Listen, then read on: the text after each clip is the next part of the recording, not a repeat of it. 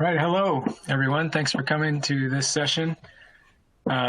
This is Advances in Heat Pump Water Heaters, and I am Kyle Glusenkamp from Oak Ridge National Laboratory. I'll be the moderator for this session. We'll start this webcast with a few housekeeping announcements, and then we'll quickly move on to our speakers, and we'll have some Q&A as well. So as a reminder, your screen is customizable using the various widgets found at the bottom of your screen. The presentations can be downloaded as PDFs from the resource list in the menu.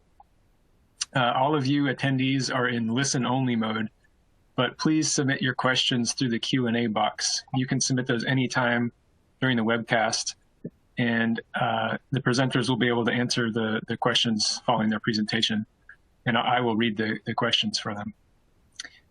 All presentations will be available for on-demand viewing within a few days on the Engagement Hub. And importantly, Zoom discussion rooms will open at the end of the webcast to continue the conversation and allow for additional questions. So you should see a Zoom widget or download the daily Zoom link PDF available on the Engagement Hub. And as a reminder, don't miss the Shameless Commerce Happy Hour. It's today at 3:30 on a Zoom platform, and a link is found on the Engagement Hub. And lastly, we'd like to thank the sponsors and partners for their support of the Hot Water Forum. So now I'd like to introduce our distinguished panel of speakers. We have here today Greg Toffenhauer, the data scientist from Franklin Energy. We have Kashif Nawaz, senior researcher at Oak Ridge National Lab, Jeff Monk, and Joe Rendell, both researchers at the Oak Ridge National Laboratory. And we'll start with our first speaker, Greg. And Greg received his BS in engineering with a focus in energy resources from Humboldt State University in 2015. He also holds a certification in data science. And since then, he's been working in a variety of areas, including the Lighting Africa project, the Biomass Research and Development Initiative, or BDRI, and also as a lecturer at HSU. His main focus has been on energy usage patterns in zero net energy buildings in California, where he has been a lead analyst under the auspices of Redwood Energy, 2014 to 2016, Build It Green from 17 to 19, and now Franklin Energy since 2019. He lives in Reno with his dog, Loki. So Greg, please go ahead. Thanks, Kyle. So today I'm going to be talking about residential heat pump water heater sizing optimization, particularly in a multifamily setting. I did want to call your attention to a couple of papers published at last year's summer study, including one on this particular topic that goes into more detail. So the paper numbers there. You can also reach out to me if you want a direct link. I've already been introduced, but I want to put my contact information there in case anyone wants to talk about this more. I'm only going to really scratch the surface today, just given time. So please reach out if you want to talk about this stuff more. The sort of overarching work that this is a part of is EPIC Grant GFO 15-308, which is focused on optimizing water heating performance for multifamily Z&E, but it covers a lot of other work, including studying multifamily use patterns, energy use patterns, as well as a variety of other topics.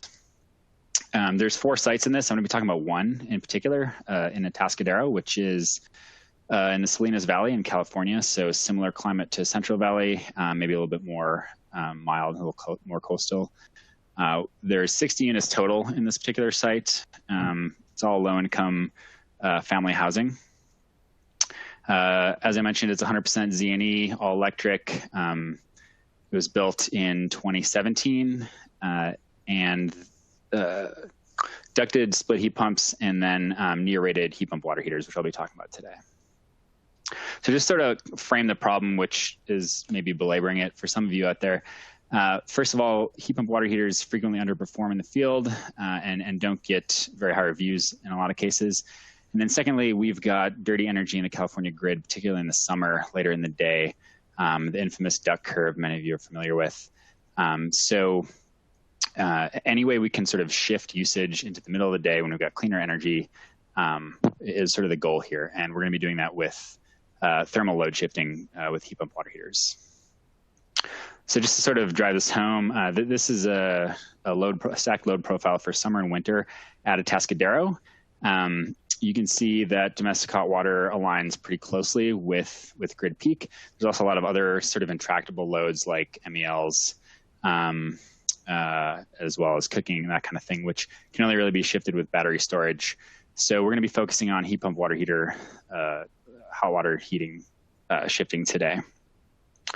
So to move when we're heating water, the general approach is fairly straightforward. So we're going to charge the tanks to a high temperature in the middle of the day.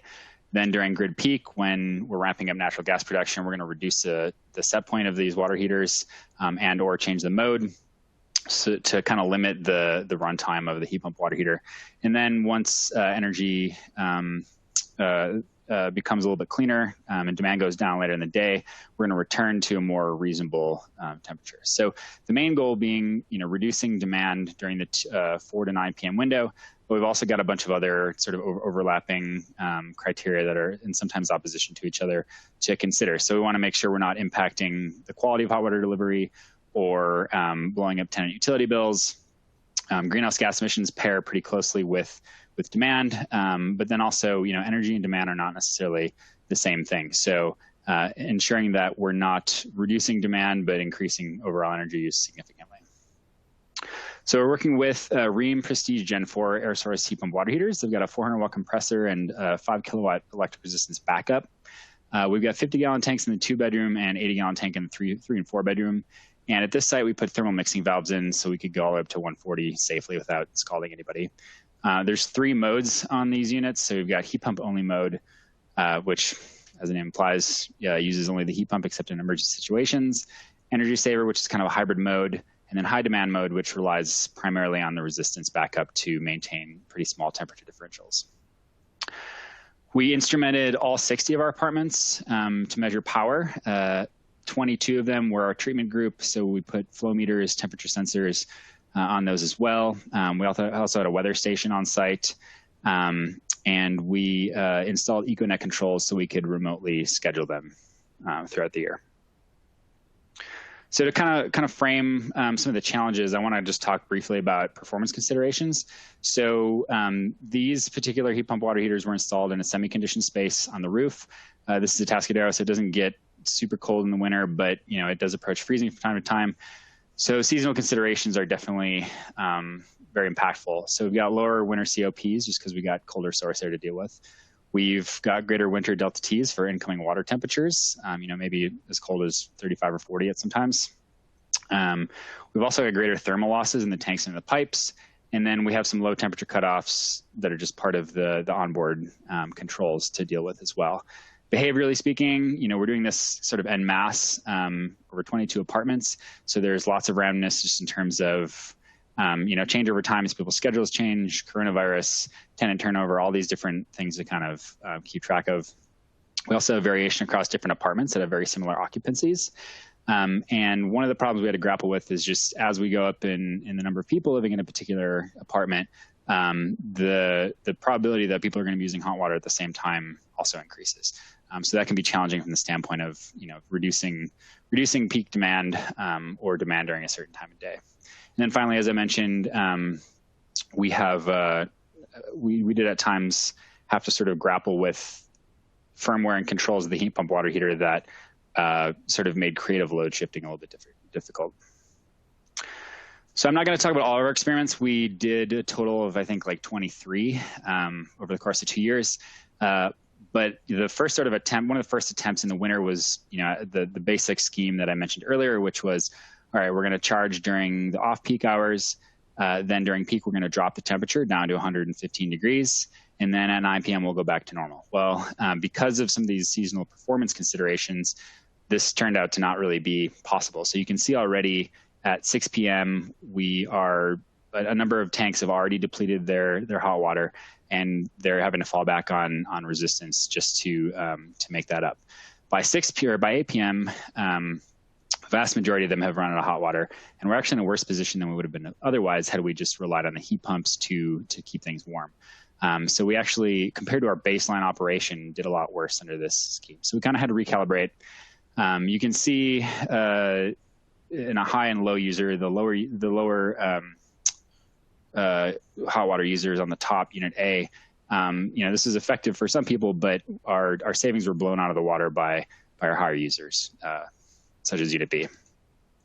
So after a few experiments, we settled on pretty much a really simple operational mode, which was, because we're fighting against all these variables we have no control over, the weather and that kind of thing, we're just going to keep it as hot as possible in heat pump only mode at all times. And we found that this reduced demand during the peak period without incurring resistance, but also, didn't negatively impact people's hot water delivery, reduced total energy overall, greenhouse gases, costs, et cetera. So the idea here was basically just, to be as risk averse as possible and try to limit resistance back up. And you can see in the same two units, how this played out on the average. So after a number of other experiments, transitioning to the summer, we tried to implement sort of the same regime that I described first, but now we have a lot more heat to play with, right? So we got higher COPs, we've got lower thermal losses, we also have smaller delta T's to worry about for heating the water in the first place. We found that this is a lot more successful. So in this average profile, you can see we pretty much eliminated demand from 4 to 9 p.m. We've got a little bit of noise there from a couple of our high users. We had some people using up to 140 gallons of hot water per day average, which is a lot. And then as we sort of, stagger the ramp up at 9 p.m., we're not incurring a lot of resistance, and we haven't increased demand even in the post-peak period. So this was seen as pretty successful, I think. And we did do one experiment where we tried to go a little further, so all the way to 10 p.m., 6-hour window. And at least for these apartments, the amount of demand we're experiencing, it seemed like 5 hours was kind of the limit there. And I'm not going to talk about the results in detail. These are posted, and you can find them in the paper too. But just to sort of recap, being really risk averse, keeping it as warm as possible in the winter was the best way to reduce peak demand in the summer. We were able to do a lot more with creative load shifting. So I want to say first, in terms of recommendations and findings, like this is one site. There's a lot of things at this site that led to sort of the challenges that I described here. So I don't want to necessarily imply that this is the case ever, but I still think that some of these recommendations are useful and good takeaways. So first of all, because of the size of the compressor, especially in the winter, we found that the compressors were just too small. Recovery times were as much as 8 hours in the winter for 80-gallon tanks. Both tank sizes have the same size compressor. We may only be getting a COP of 2, so that's 800 watts of usable heat energy to heat water. Secondly, a hotter set point is usually better, even though we have decreased efficiency at hotter set points. That is totally outweighed by sort of risk aversion of staying away from resistance backup. It would only take maybe one event where somebody ran out of hot water to completely obliterate any other marginal savings. And then for the same reasons, a bigger tank is usually better, right? And then, as I've mentioned a couple times, seasonal variance has to be considered. So when sizing a tank, it's important to take into consideration high usage winter conditions. Now, if we had put these in a conditioned space and ducted the exhaust, we would have had much different operation, and that might have been better. We might have been able to do something from the standpoint of load shifting in the winter, but that was not the case, and often is not the case in mild climates.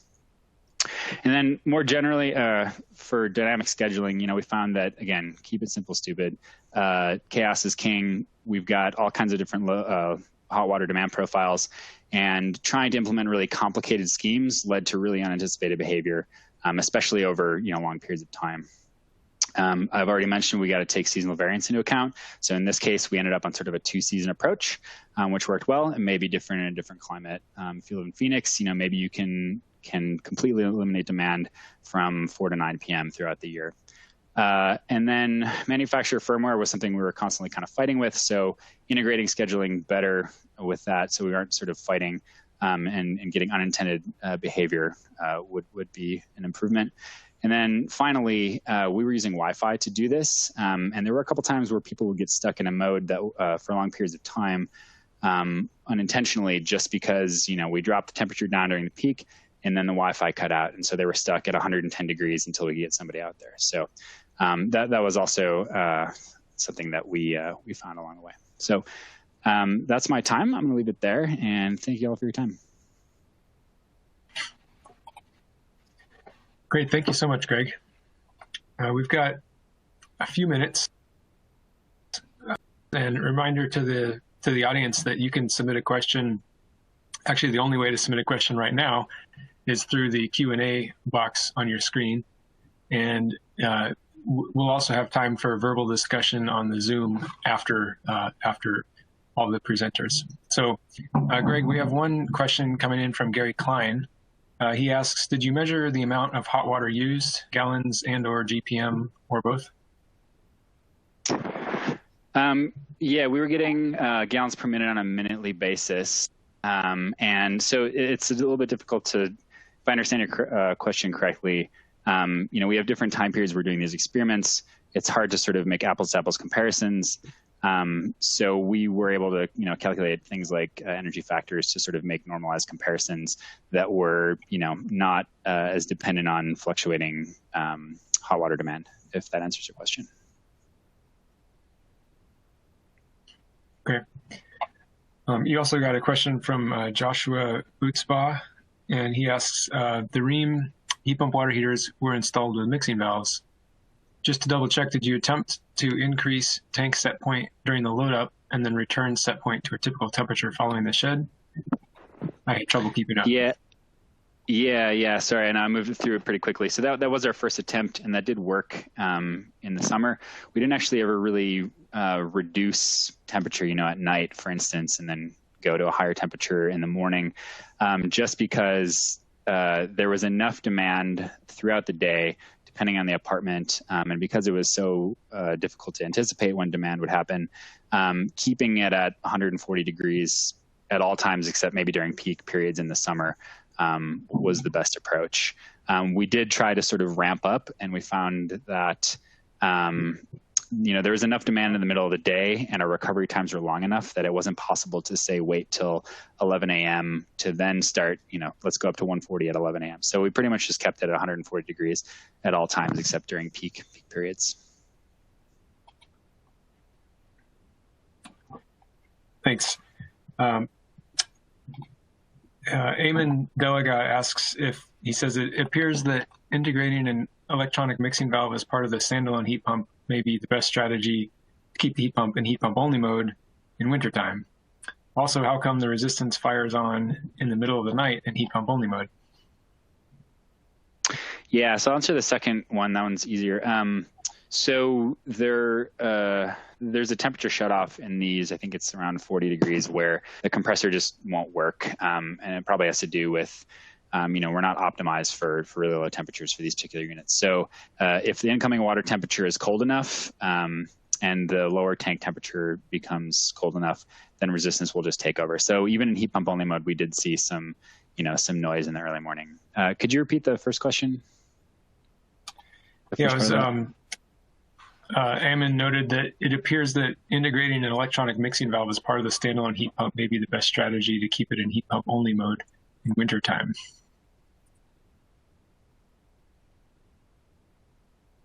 Maybe that deserves some more discussion on the Zoom afterwards.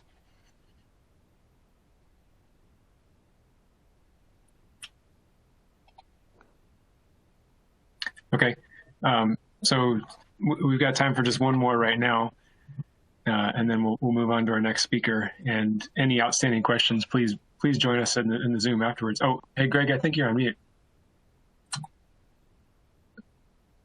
Greg, do you hear me? Greg, do you hear me okay? I think you're on mute. Unless there's some issue on my end. Do any of the other panelists hear me or Greg? Yeah, I can hear you, Kyle. We can hear you well. Okay, thanks. Yeah, it looks like maybe we lost Greg there at the last minute. So please join us for the Zoom. We will move on to our next speaker. Thank you very much, Greg. That was great. So on our next topic, we have Kashif Nawaz and Jeff Monk will be jointly presenting. Kashif is the group leader for multifunction equipment integration at the Buildings and Transportation Science Division at Oak Ridge National Lab. Over the past 15 years of research and development work, Dr. Nawaz has become widely recognized for his work in buildings heating and cooling and dehumidification, including novel heat exchangers, enhanced phase change processes, and additive manufacturing, as well as separate sensible latent cooling systems and emerging refrigerants. And Jeff Monk has been a researcher at ORNL for over 11 years. His work has encompassed laboratory and field testing of advanced building equipment, and more recently, modeling, control, and optimization of grid interactive equipment. So take it away, guys. Thanks, Kyle. Can you hear me well? Yeah. Excellent. Okay, so as Kyle noted, there are two presenters for this exciting topic. So I'll start just giving some overview of what we did at the laboratory scale, and then Jeff Monk will provide us some updates on the experimental side. So again, the focus of this presentation is really looking at the performance evaluation of R1234YF as an alternate fluid to the conventional working fluids R134A, and going through some of the content of this presentation very quickly. We will start with the background information, give an update on the status of the existing heat pump water heating applications and what kind of working fluids have been considered, and then we'll briefly touch on the lab scale as well as the field level evaluation. So when it comes to the performance evaluation, I just want to introduce two important parameters which are critical as we'll be discussing through the results. The first hour rating is essentially a measure of what is the capacity of a heat pump water heater, right? And based on that, we can essentially categorize the system into any of these four categories where we can have obviously point of use, low usage, medium usage, or high usage category. And based on specific category, we can assign a specific draw pattern to essentially establish the so-called uniform energy factor, which is again a measure of the efficiency of the system. For the people working in the heat pump community, essentially a modified COP, if you will. And the difference in the performance is when you compare the COP and UEF, the loss from the storage tank is really the main distinguishing parameter. Otherwise, essentially, effectively, it's the COP of the system. So, all in all, if you look at the heat pump water heating technology, it's a well-matured technology where obviously there are systems available commercially, and despite that, it has been a fully developed technology. There has been a lot of areas which still require a lot of improvement. And here we are listing some of those which we have been considering or we have considered in the past. We have been looking at tank thermal stratification, condenser design, compressor, working fluid, and of course refrigerants, which is really the focus of this discussion. And as we talk about the refrigerant, I would like to bring your attention to this table at the bottom over here, which compares three working fluids. R134A, which is really the conventional working fluid, and then two alternates, which we are going to use, which we have used as a drop-in replacement for the R134A. The one in the center is R1234YF, which is really the focus of this discussion. And you can see that the properties of all these three alternates, they are fairly comparable. One of the important parameters we always look at from a thermodynamic properties point of view is the volumetric capacity. And as you can note at the second last row in this table, the capacity of R134A and R1234YF is comparable. We do see some difference in the R1234ZE, but that obviously can be mitigated by adding a bigger compressor. However, we are not going to discuss the details on that. So we went through an extensive exercise of establishing the performance of different working fluids and comparing them with R134A. And these tests, they were conducted in the lab scale. We used the medium draw pattern, which I mentioned earlier. And I really want to focus on these first two points over here, where we are looking at the uniform energy factor for R134A and R1234YF. So we can make a couple of observations over here. Well, first of all, we conducted two types of studies. One was simulation, and the other one was really validating the simulation results through the experiments. And clearly, we can see that the simulations, they were acceptable. The performance between the experimental result and the simulation predictions were comparable. Also, if you compare R134A to R1234YF, you can see that there is not much difference in the performance. In fact, they showed pretty much a neck-to-neck performance if you account for the uncertainties. So this is a great outcome, which shows that R1234YF has great potential to replace R134A. I also want to highlight, and that will be my last point, that this was really a drop-in replacement study where we did not change the system at all. And this is a very promising outcome because this indicates that there are potential improvements. We can make this system, we can optimize it further for R1234YF, and hopefully the performance can be further enhanced. So on that note, I will hand over to Jeff Monk. Okay, thanks, Kashif. So as an extension of the laboratory testing that was done, we also looked at field testing these heat pump water heaters with an R1234YF charge kind of drop-in replacement. And I want to note that supporting this effort was Walt Hunt at Pacific Northwest National Laboratory.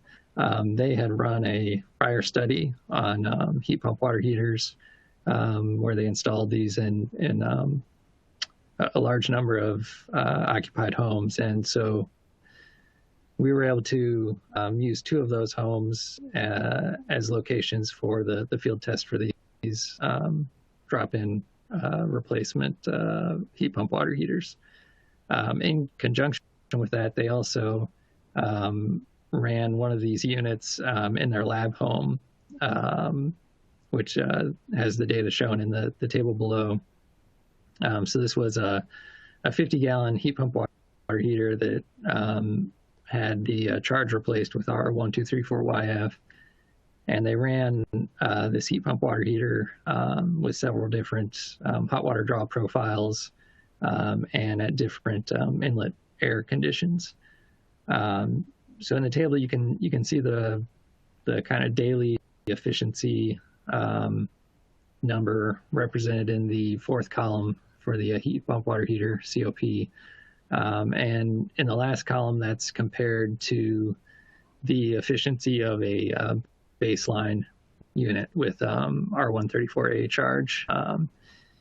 I will note that the capacity of the tanks were different. The R1234YF unit was a 50-gallon tank, while the R134A unit was a 66-gallon tank. So a little bit more tank losses probably out of the 66-gallon version.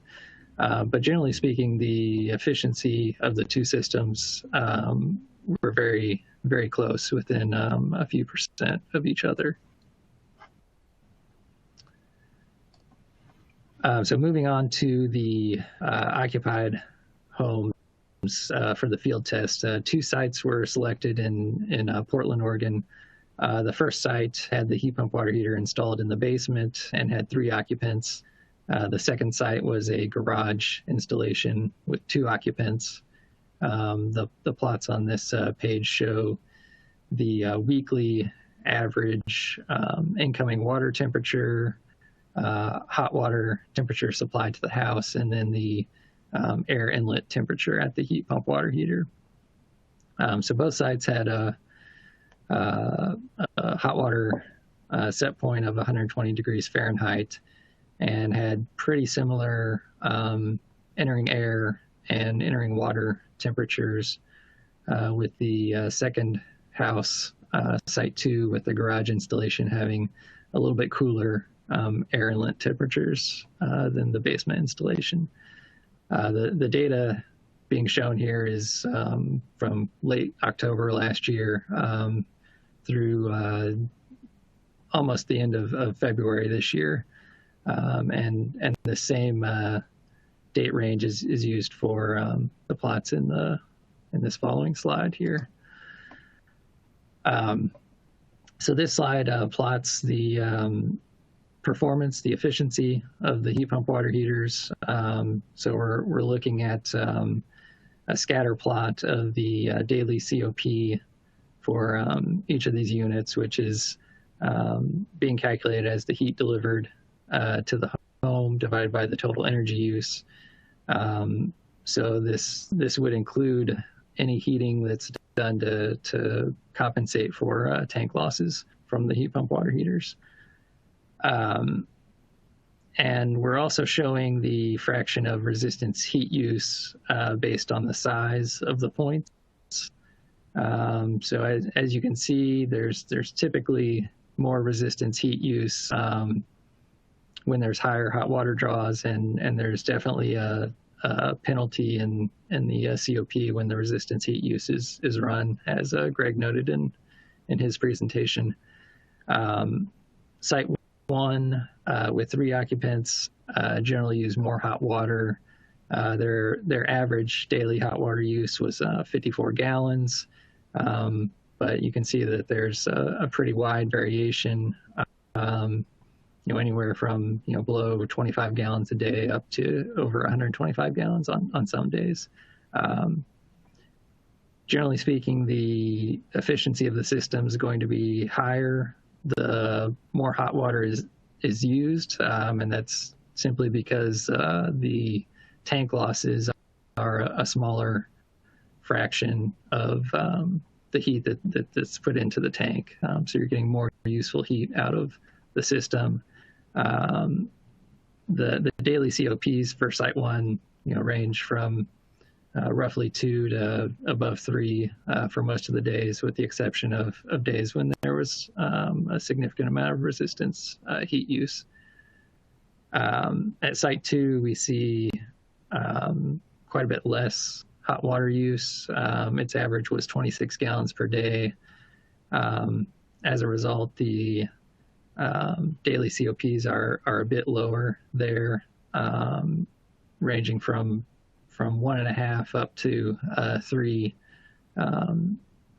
mainly depending on usage. So the low COPs are typically associated with the low hot water use days, and there's a bit less resistance heat use at that site.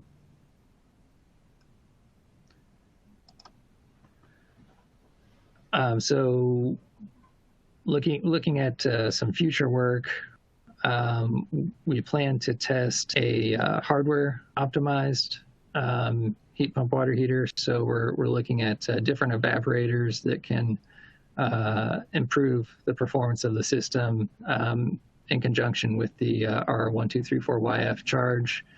And we're also looking at different designs for the inlet pipe to minimize mixing within the tank, which Joe will talk about in his presentation. So our plan for the future is to run a hardware optimized heat pump water heater in our research house shown in the slide, just to see if there are additional performance gains associated with optimizing the hardware compared to just doing a drop-in replacement of the refrigerant. And that's our last slide.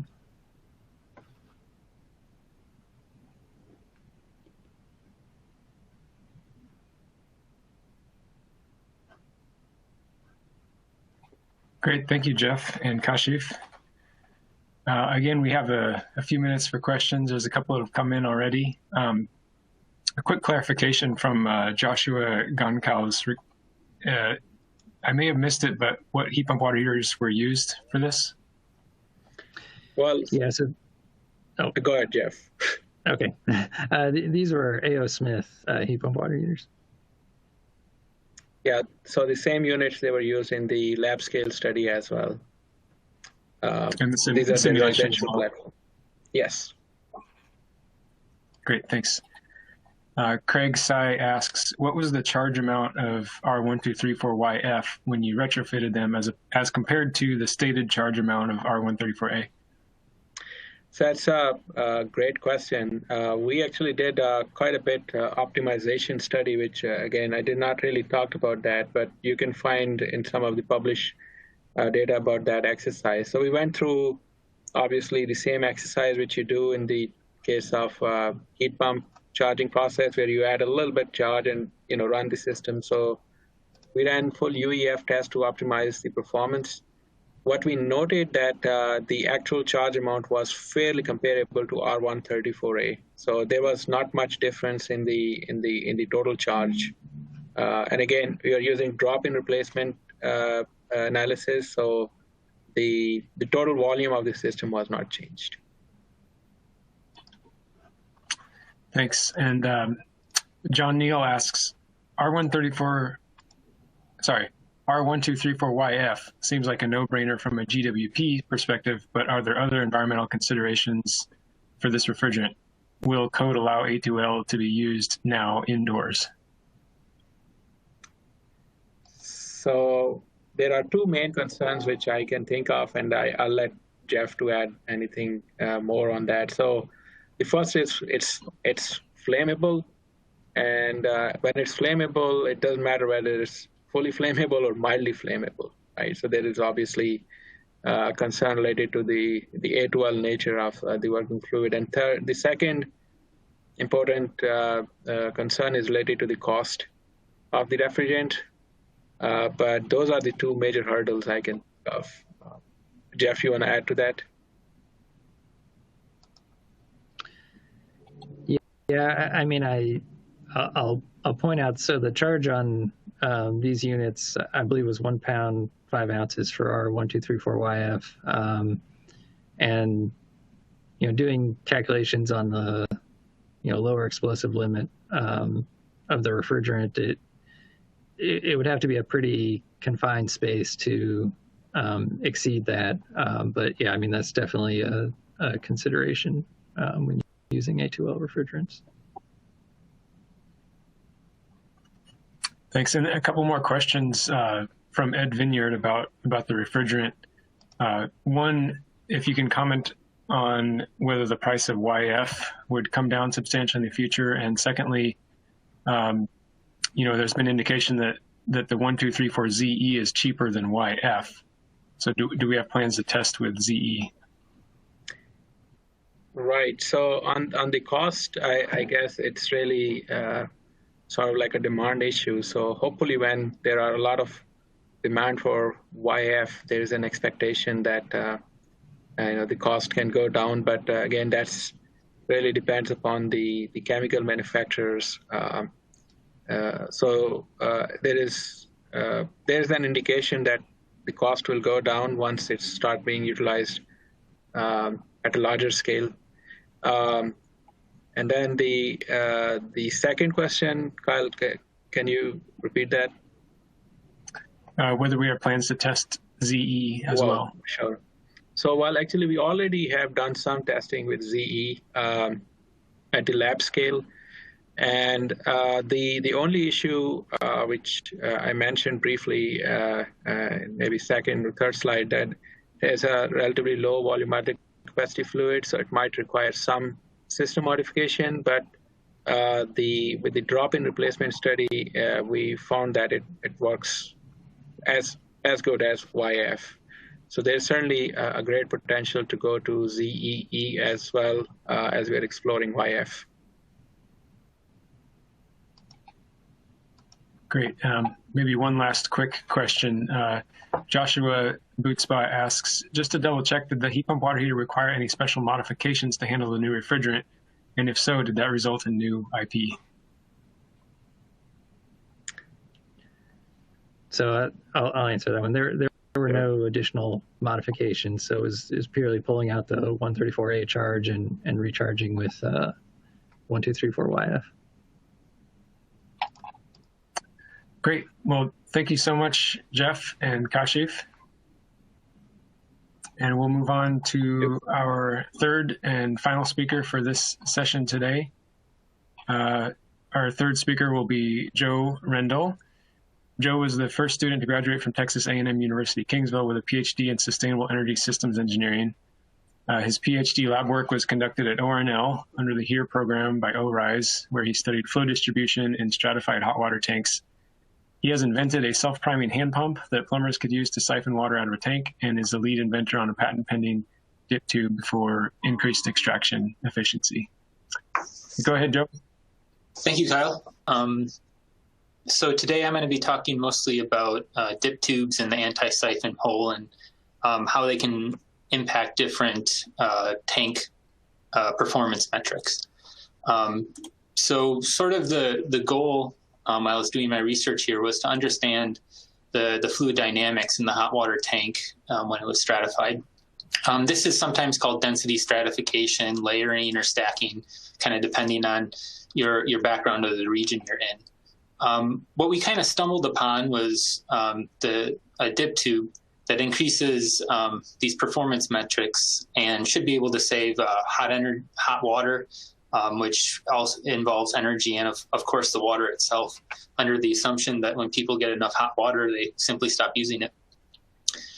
So first, I'll go over a quick introduction of stratified flows and inlet types, and then I'll cover the experimental setup, some 3D modeling, and the results from the experiments.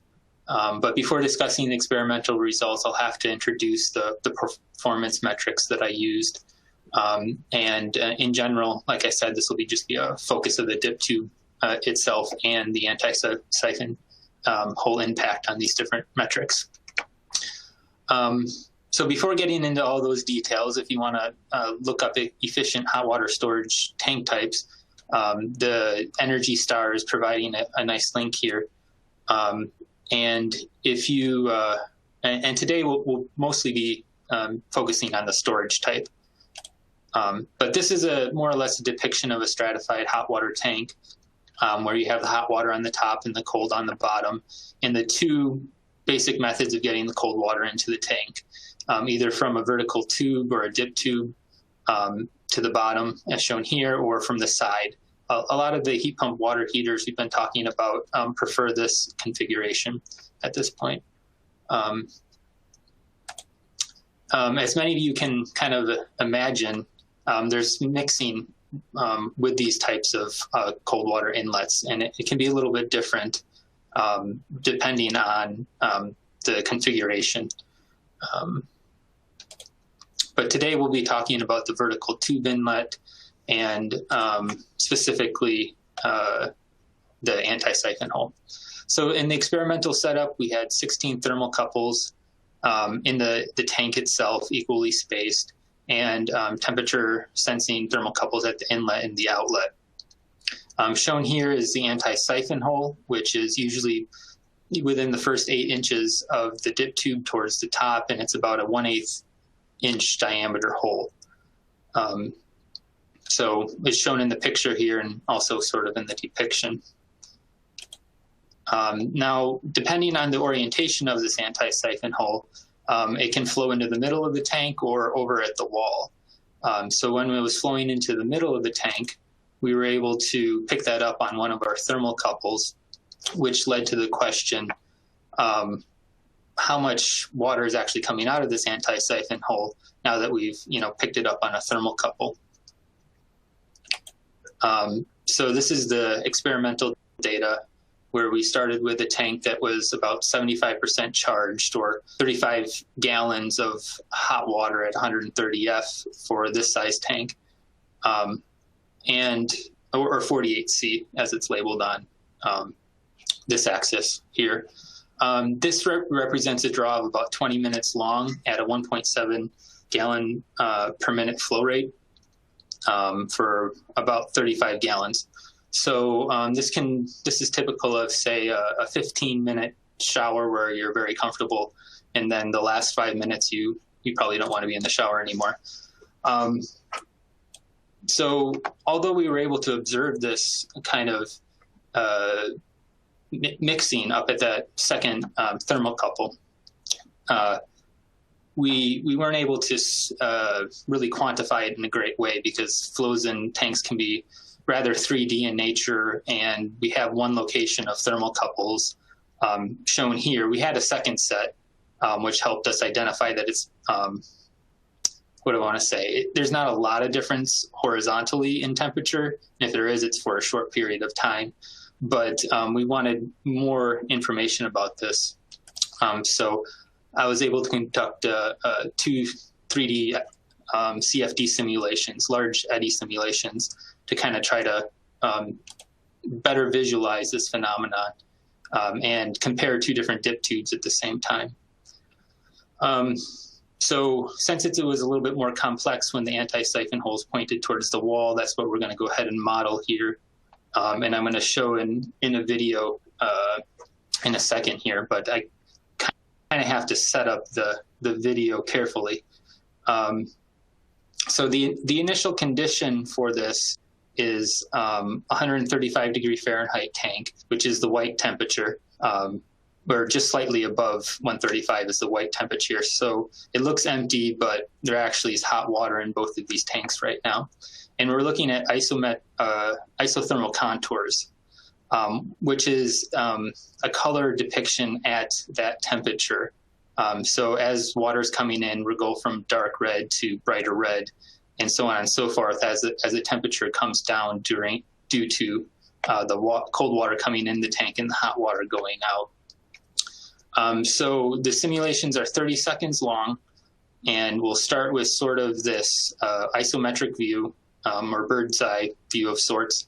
And we'll go really quickly through a low resolution simulation just to kind of see how chaotic it sort of appears to be. It's a little over dramatized because bright red is the next temperature lower than 135, but hopefully gives an appreciation of what's happening in the 3D space. The tank is split down the middle to save on computation time. That is the assumption that is on one half, the same exact type of flow is happening as the non-simulated half because we sliced it down the middle of the tube itself and the outlet. So we're taking advantage of some symmetry to reduce the computation by a lot. So we'll look at this really quickly in a 3D view from a side, and then we'll switch to looking only at the XY plane or into the tank from one of the sides to compare each dip tube sort of in a race left to right at a higher resolution where we'll be able to see the flow coming out of the anti-siphon hole and the flow coming out of the bottom of the tank. Both videos, white is the hottest temperature. It's not empty space. So I guess we'll just get to it. So hopefully the video is going to start now. Okay, so yeah, this is the kind of dynamics from the 3D view, and then this is the race. So on the left side, we have a shorter tube, and you can see that water's coming out of that, and more water's coming out of the anti-siphon hole. And on the right side, there's a longer tube with a diffuser on it that gets colder water to the bottom of the tank, and actually ends up having less water come out of the anti-siphon hole because of reduced back pressure. Now, towards the end of you can see that on the shorter tube, we're actually pulling down hot water also by what could appear to be like increased conduction through the tube, but what really is based on a recirculation flow due to the fluid dynamics that doesn't happen as much detail with the longer tube. So to kind of zoom in on the anti-siphon hole at 12 seconds, we're looking at those isothermal contours again. And we can see that it appears pretty clearly that there's more water coming out of the anti-siphon hole on the shorter tube, which I should note that both of these are 1/8 inch diameter anti-siphon holes, although the way they kind of look now, one looks smaller than the other. Once again, this was done with a large eddy simulation. which has been used to model stratification by other researchers that I'll reference in the last slide, as well as some of our previous work. So those were good visualizations of the phenomenon that's happening with vertical inlet tubes or dip tubes. And there's a couple different ways we could choose to quantify this. We could do with an eddy diffusivity factor, which is mostly academic. We can do it with an extraction efficiency, which is a little bit more common in industry, or we could do it with the first hour rating, which is very common for hot water tanks, and a consumer metric that they can use. So if you're kind of a DIY person and you want to figure out what size hot water heater you want to use, I suggest going to this website, and it'll help you pick what first hour rating you really need.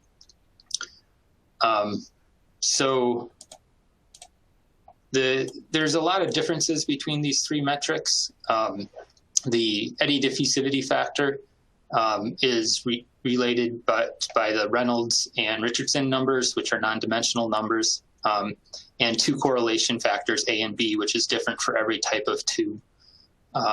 The extraction efficiency is similar to a first hour rating without any heat recovery, where you pick a temperature, say 90% of your hottest temperature, and you record how much water comes out based on the initial condition of the water that was above that temperature. And then the first hour rating traditionally uses recovery. Today we were discussing it without actual recovery. So we didn't do a full first hour rating. We just did sort of an extraction efficiency and labeled it as a first hour rating without recovery. Now, the big difference between these three metrics is you get more robust as you go to the first hour rating, because that's what the consumer actually gets within an hour of using the tank under the conditions often used by people. But the eddy diffusivity factor and extraction efficiency can be local metrics that give you an idea if there's mixing above the stratified level or below the stratification, which that area is usually called a thermocline. So mixing above the thermocline or below the thermocline is either mixing in the hot region or the cold region.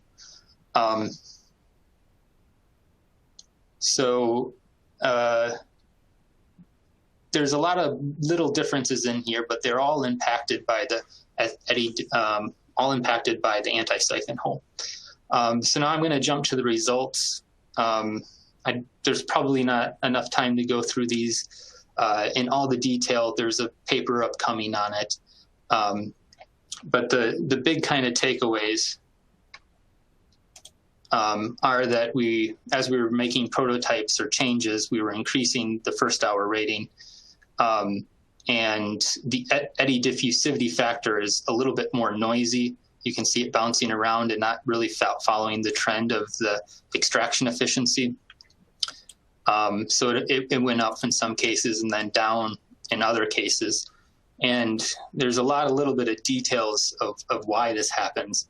But the big things that I think I can share in this time is between VTI 1 and VTI 5, the only difference was changes to the anti-siphon hole.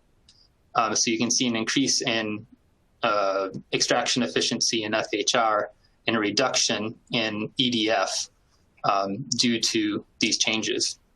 The differences between 2 and 6 is also a change to the anti-siphon hole. Now the EDF went up a little bit, but it's a little bit more of a sensitive metric, but we increased 2 gallons of first hour rating water without the recovery. And 3 and 4 is the tube you saw modeled on the left today, the shorter one, with an anti-siphon hole modification also. So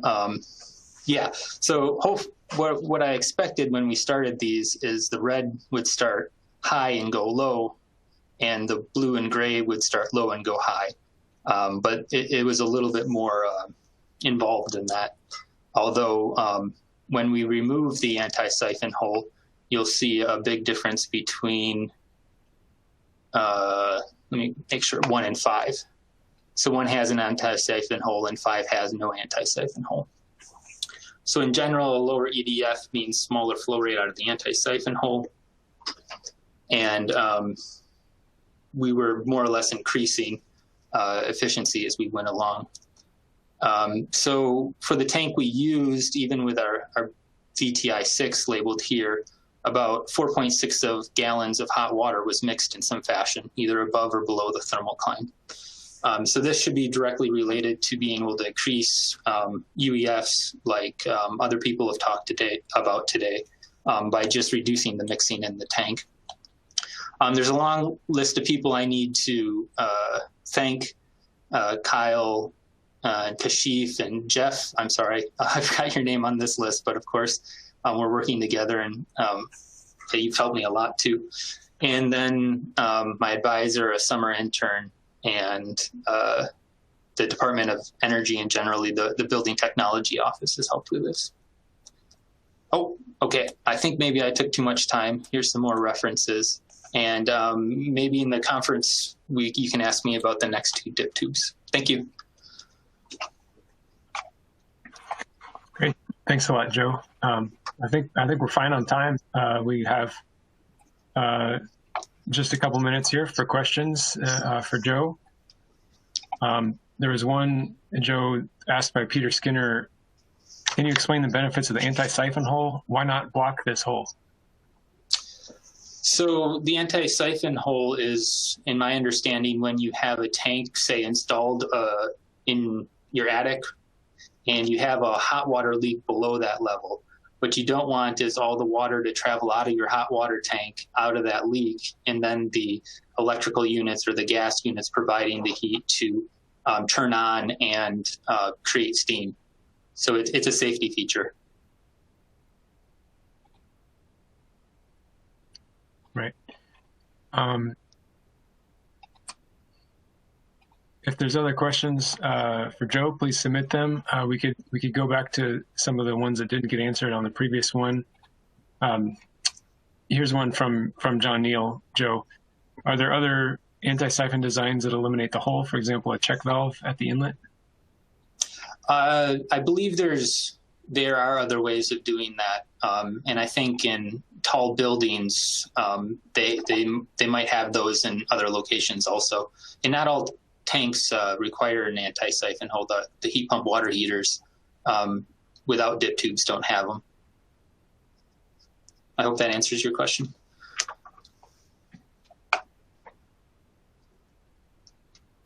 Okay, one more question from Kane White. Have you tested sparge fittings to reduce inlet and outlet velocity? Sparge fittings? I would have to Google that. I'm not familiar with those either. I know sparging is a process in beer brewing, so I've used a sparger there, but... is that similar to a check valve? I don't know. The short answer is no.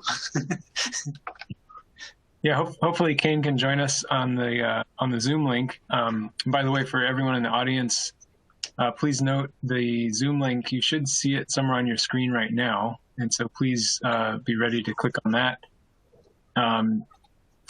And John Neal's comment is beer, which unfortunately in these remote meetings doesn't work so well. But there, I think we can wrap it up there and hope to see everyone on the Zoom. So thank you again to our speakers for their presentations, and thank you very much for the attendees for participating in today's webcast. And I hope to see you on the Zoom.